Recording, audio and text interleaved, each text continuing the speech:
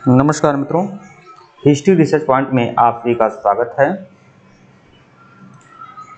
Jharkhand PGT history की one liner series चल रही है और यह सीरीज संख्या 25 है मित्रों।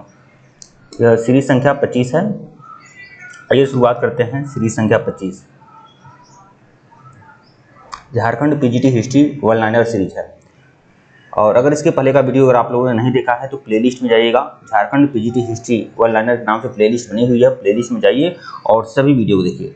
देखिए मित्रों, यह जो आपका झारखंड पीजीटी हिस्ट्री का सीरीज है यह कुल 5500 क्वेश्चन है, 5500 क्वेश्चन की सीरीज है और बहुत ही इंपॉर्टेंट प्रश्न इसमें शामिल किए गए हैं। बहुत सारे लोग कह रहे हैं कि यह इंपॉर्टेंट है कि नहीं, तो देखिए इसमें 5500 प्रश्न हैं और यह प्रश्न वही हैं जो झारखंड पीजीटी हिस्ट्री में आए हुए हैं और जिनकी आने की अपार संभावनाएं बनती हैं, वह सब सारे प्रश्न इंक्लूड किए गए हैं। कुल मिलाकर गागर में सागर भर दिया गया है। तो 5500 क्वेश्चन की सीरीज है और यह पीडीएफ अगर आपको लेना है तो आप लोग ले सकते हैं। हमारे ऑफिशियल व्हाट्सएप नंबर मैसेज कर लीजिएगा। हमारा ऑफिशियल व्हाट्सएप नंबर ऊपर दिया हुआ है, यहाँ पर भी लिख दे रहा हूँ। डिस्क्रिप्शन में भी हमारा ऑफिशियल व्हाट्सएप नंबर है, यहाँ पर भी लिख दे रहा हूँ। यह हमारा ऑफिशियल व्हाट्सएप नंबर है 8318397276। हमारे ऑफिशियल व्हाट्सएप नंबर मैसेज करिएगा। इसका जो पीडीएफ है, इसका जो चार्ज है 250 रुपये है। 250 रुपये पेमेंट करके आप लोग ये पीडीएफ ले सकते हैं। और प्लेलिस्ट में जाइए, सभी वीडियो को देखिए। सारे वीडियो आपको प्लेलिस्ट में वीडियो आपको मिल जाएंगे।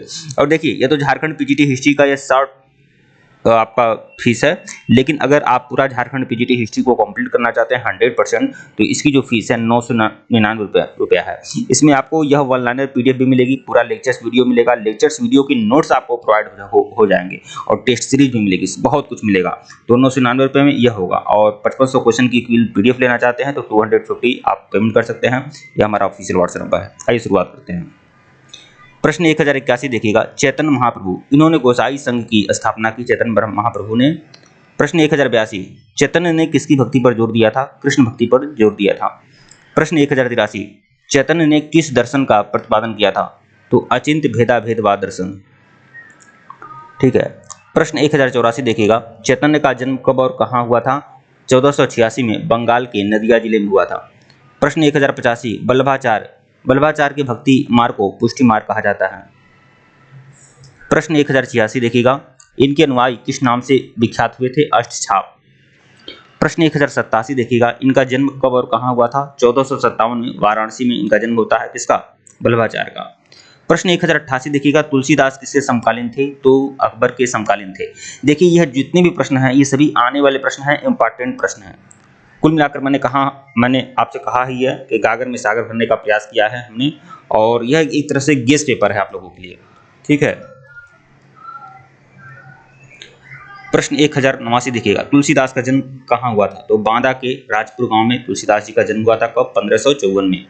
प्रश्न 1090, तुलसी ने रामायण की रचना किस भाषा में की है? तो अवधी भाषा में रामायण की रचना गोस्वामी श्री तुलसीदास जी ने किया है। यहाँ पर तुलसी लिखा है भाई, यह इन्हें क्या बोलना चाहिए? गोस्वामी श्री तुलसीदास जी महाराज। ठीक है। प्रश्न 1091, तुलसी के रामायण को क्या कहा जाता है? रामचरितमानस, श्री रामचरितमानस। एक प्रश्न 1092 देखिएगा। रैदास ने रैदासी संप्रदाय की नींव डाली थी। प्रश्न 1093, रैदास किसके शिष्य थे? तो रैदास जो थे रामानंद के शिष्य थे। रामानंद जो थे उत्तर भारत के भक्ति आंदोलन के प्रवर्तक थे। रामानंद के कुल 12 शिष्य थे और 12 अलग अलग जाति से थे। ठीक है। जिसमें रैदास भी थे, आपके फिर कबीरदास भी शिष्य थे, दादू दयाल थे। ठीक है। प्रश्न 1094 देखिएगा। भगवान श्री कृष्ण के किस भक्त ने रैदास को अपना गुरु बनाया? तो मीराबाई ने। 1095, दादू दयाल किस जाति के थे? तो धुनिया जाति के थे दादू दयाल। प्रश्न 1096, दादू दयाल का जन्म कब और कहाँ हुआ था? तो 1554 में दादू दयाल का जन्म हुआ था। कहाँ? अहमदाबाद के निकट। प्रश्न 1097 देखिएगा। किस मुगल शासक ने दादू दयाल को धार्मिक चर्चा के लिए फतेहपुर सिकरी आमंत्रित किया? तो अकबर ने। प्रश्न 1098, दादू दयाल ने किस संप्रदाय की स्थापना की थी? निपक्ष संप्रदाय की स्थापना दादू दयाल ने की थी। प्रश्न 1099, महाराष्ट्र में भक्ति आंदोलन का जनक किसे माना जाता है? ज्ञानेश्वर या ज्ञानदेव को। ठीक है। प्रश्न 1100 देखिएगा। किसने वरकरी संप्रदाय की स्थापना की? तो नामदेव ने किया वरकरी संप्रदाय की स्थापना। प्रश्न 1101, किसके आराध्य देव पाडरपुर के विठोबा या विट्ठल थे? तो किसके आराधक थे? नामदेव के। प्रश्न 1102 देखिएगा। रामायण पर भावार्थ रामायण नाम की टीका किसने लिखी है? एकनाथ ने लिखी है। 1103 देखिएगा, किसकी भक्ति कविताओं को अभंग कहा जाता है? तो तुकाराम की भक्ति कविताओं को अभंग कहा जाता है। प्रश्न 1104, शिवाजी के आध्यात्मिक गुरु कौन थे? तो संत रामदास थे। 1576 देखिएगा, थोड़ा सा क्रम इधर उधर हो गया है, कुछ टेक्निकली मिस्टेक हुआ है, ठीक है, लेकिन कुल मिलाकर 5500 क्वेश्चन है इसमें से। किसके दोहे बीजक कहलाते हैं? तो कबीरदास जी के दोहे क्या कहलाते हैं? बीजक। 1577 देखिएगा, भक्ति आंदोलन के महान संत रामानुज का जन्म कहाँ हुआ था? तो रामानुज जो थे, इनका जन्म कहाँ हुआ था? श्री पेरम्बदूर में। और रामानुजाचार्य ही भक्ति आंदोलन के प्रवर्तक कहे जाते हैं, ध्यान रखिएगा। 1578, रामचरितमानस की रचना कितने दिनों में हुई थी? 2 वर्ष 7 माह 26 दिन, ध्यान में रखिएगा, यह भी है 2 वर्ष 7 माह 26 दिन। कम से कम हिंदी के प्रति जो लोग हिंदी वालों के लिए और जरूरी है, और कम से कम इतिहास वाले हैं तो भी इतना ध्यान रखिएगा आप लोग। 1579, भक्ति आंदोलन का आदि पुरुष किसे कहा जाता है? तो शंकराचार्य को। 1580, भक्ति आंदोलन की शुरुआत भारत के किस क्षेत्र से हुई है? तो दक्षिण भारत से हुई है। 1581, भक्ति आंदोलन का सर्वप्रथम उदय हुआ था दक्षिण भारत में हुआ था। भक्ति आंदोलन जो है दक्षिण भारत से प्रारंभ हुआ और उत्तर भारत में आया, ध्यान में ये रखिएगा, यह बात है।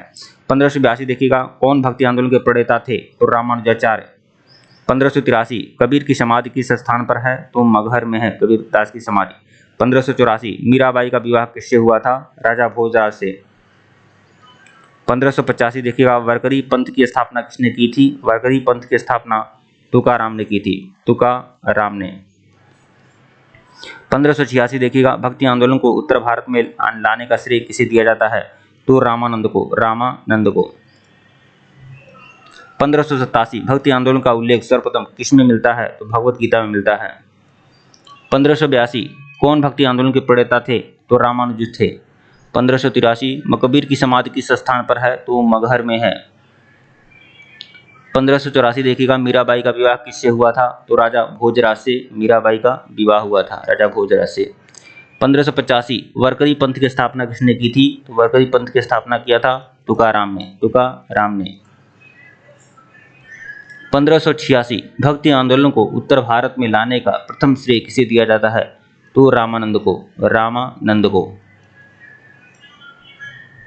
1587, भक्ति आंदोलन का उल्लेख सर्वप्रथम किसमें मिलता है? तो भगवत गीता में मिलता है।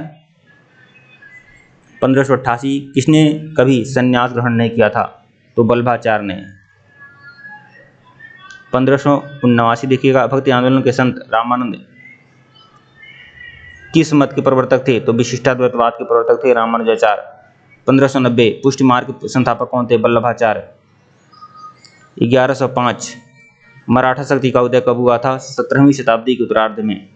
1106 देखिएगा, किसके नेतृत्व में 17वीं शताब्दी के उत्तरार्ध में मराठा शक्ति का जन्म हुआ था? शिवाजी।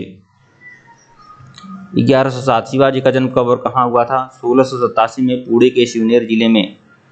1108, शिवाजी के गुरु का नाम क्या था? कोड़देव। 1109, शिवाजी ने अपने दरबार में किस भाषा का इस्तेमाल किया था? मराठी भाषा का इस्तेमाल किया था। 1110, शिवाजी का कर प्रणाली किस पर आधारित था? मलिक अंबर की कर प्रणाली पर। शिवाजी की जो कर प्रणाली है किस पर आधारित थी? मलिक अंबर की कर प्रणाली पर। सन 1111 देखिएगा, जमीन को मापने के लिए किस मात्रक का उपयोग किया जाता है? काठी या मानव छड़ी का। सन 1112, शिवाजी के आध्यात्मिक गुरु कौन थे? समर्थ रामदास। 1113, 1656 में शिवाजी ने किस जगह को अपनी राजधानी बनाया? रायगढ़। 1656 में शिवाजी ने किस जगह को अपनी राजधानी बनाया? तो रायगढ़ को। प्रश्न 1114, बीजापुर के सुल्तान अली आदिल शाह ने 1659 में किसे शिवाजी को नियंत्रित करने के लिए भेजा? अफजल खां को।